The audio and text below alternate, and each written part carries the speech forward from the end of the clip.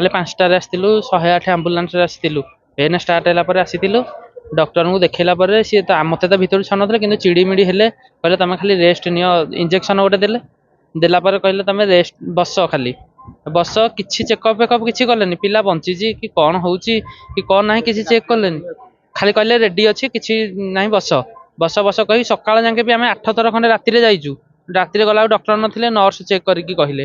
ସେଠୁ ଇଞ୍ଜେକ୍ସନ କ'ଣ ଗୋଟେ ଦେଇଥିଲେ ଆସିଲା ବେଳକୁ ସେଠୁ ସକାଳେ ଯେମିତି କିଛି ନ କଲେ ବାଧ୍ୟ ହୋଇକି ଆମେ ନିଜ ତରଫରୁ କିଛି ଅବହେଳା କଲେ ଫିଙ୍ଗା ଫୋପଡ଼ା ଯେମିତି କଥାବାର୍ତ୍ତା କଲେ ମାଝି ସାର୍କୁ ଆଉ କଳ୍ପନା ମ୍ୟାଡ଼ାମ ସେଠୁ ସକାଳେ ଯେମିତି ବାହାରେ ଯାଇକି ଚେକ୍ କଲା ବେଳକୁ ପିଲାଟା ମରିଯାଇଛି। ଟୋଟାଲି ଡକ୍ଟର କାରଣ ଆମେ ଯେତେବେଳେ ପେନ୍ ହଉଥିଲା ପ୍ରଥମରୁ ହିଁ ଆସିଛୁ କିଛି ମାନେ ପିଲା ସେତେବେଳକୁ ଠିକ ଥିଲା ବୁଲୁଥିଲା ସବୁ କରୁଥିଲା ସେ ଟୋଟାଲ ଚେକ୍ କଲେନି କିଛି କଲେନି କି କହିଲେନି ଯେ ସିଜରିଆନ କର କି କିଛି କର ଟୋଟାଲ ତ ଶୁଣିଲେନି ଆଉ ଏଠୁ ମାଝି ସାର୍ କହିଲେ ତମେ କ'ଣ ଏତେ ଇଏ କରିଛ ତମର ବହେ ପଇସା ହେଇଗଲାଣି ଆଉ ଯେମିତି ଆମେ ପ୍ରଶାସନଙ୍କ ପାଇଁ ଦେଖେଇଛୁ ଆଙ୍କ ଦେହ ଟୋଟାଲ ସହିଲାନି ଟୋଟାଲ କିଛି କଲେନି ଟୋଟାଲ କିଛି ତ କଲେନି ଟୋଟାଲ ପକେଇଦେଲେ ଯେମିତି ଆଉ ଯେମିତି ଏମିତି କାହାର ନ ହଉ ଆମ ଭଳିଆ କଷ୍ଟ ନ ହଉ କାହାକୁ ଏମିତି ଦଣ୍ଡ ଦିଆ ହଉଛି କାରଣ ଆମେ କିଛି ଭୁଲ କରୁନୁ ଠିକ ଠାକରେ ଆସିଛୁ ଡକ୍ଟର ହିଁ ଅବହେଳା କଲେ। ସନ୍ଧ୍ୟା 5ଟା ବେଳକୁ ଆସିଥିଲୁ ପେନ୍ ହେଲା ଡକ୍ଟରକୁ ଦେଖେଇଲୁ ଡକ୍ଟର କିଛି ଚେକଅପ୍ କଲେ କହିଲେ ବାଟ କିଛି ଫିଟିନି ରେଷ୍ଟ ନିଅ ରେଷ୍ଟ ନେଲୁ ପୁଣି କଳ୍ପନା ମ୍ୟାଡାମ ଆସିଲେ ତାଙ୍କୁ ବି ଦେଖେଇଲୁ ସିଏ ବି ଏମିତି କହିଲେ ରେଷ୍ଟ ନିଅ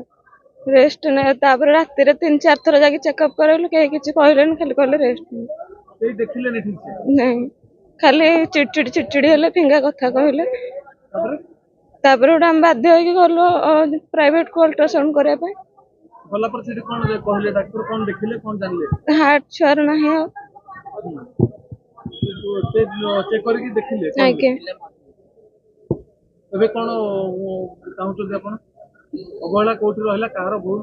ଡକ୍ଟର ମାନଙ୍କର ଅବହେଳା ରହିଲା ଠିକରେ ଚେକଅପ୍ କଲେନି କିଛି ନାହିଁ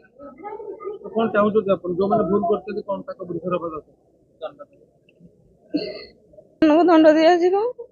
ଭୁଲ ଇଞ୍ଜେକ୍ସନ ଦେଇଛନ୍ତି କୋଉଥିପାଇଁ କ'ଣ ଦେଇଛନ୍ତି ଗୋଟେ ପେନ୍ କ୍ଲିୟର ଇଞ୍ଜେକ୍ସନ ଦେଇଥିଲେ ଏଟା ବି ବିନ୍ଧୁଛି ତ ଆପଣଙ୍କ ସାଙ୍ଗରେ ସେ ଆସିଛନ୍ତି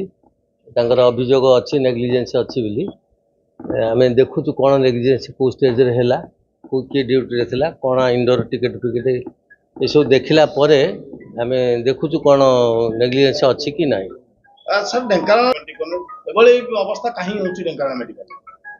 ବ୍ୟବହାରଟା ହେଉଛି ଇଣ୍ଡିଭିଜୁଆଲ ଇଏ ଉପରେ ଇଏ ଡିପେଣ୍ଡ କରୁଛି ଆମେ ଦେଖୁଛୁ କେତେ କ'ଣ ଇମ୍ପ୍ରୁଭ୍ କରିହେବ କିଛି ପରିବର୍ତ୍ତନ ଆଣିବାକୁ ଆମେ ଚେଷ୍ଟା କରୁଛୁ। ନାଇଁ ଏମିତିଆ ଇଏ ଆସିନି କମ୍ପ୍ଲେନ୍ ଆଜି ଯେମିତି ଆପଣଙ୍କର ନାଇଁ ମୋ ପାଖକୁ ଆସିନି ଆସିଥିଲେ ଆମେ ଏନକ୍ୱାରି କରିଥାନ୍ତୁ ତା ବିଷୟରେ ଆମ ହାୟର ଅଥରିଟିକି ଜଣେଇଥାନ୍ତୁ ଆକ୍ସନ୍ ପାଇଁ ନିଶ୍ଚୟ କାର୍ଯ୍ୟାନୁଷ୍ଠାନ ହେବ କାର୍ଯ୍ୟାନୁଷ୍ଠାନ ପାଇଁ ଆମେ ଉପର ଅଥରିଟିକି ଲେଖିବୁ ଯେ ତାର ନେଗ୍ଲିଜେନ୍ସ ଅଛି କି ନାହିଁ ତାପରେ ହାୟର ଅଥରିଟି ଯାହା ଆକ୍ସନ୍ ନେବେ।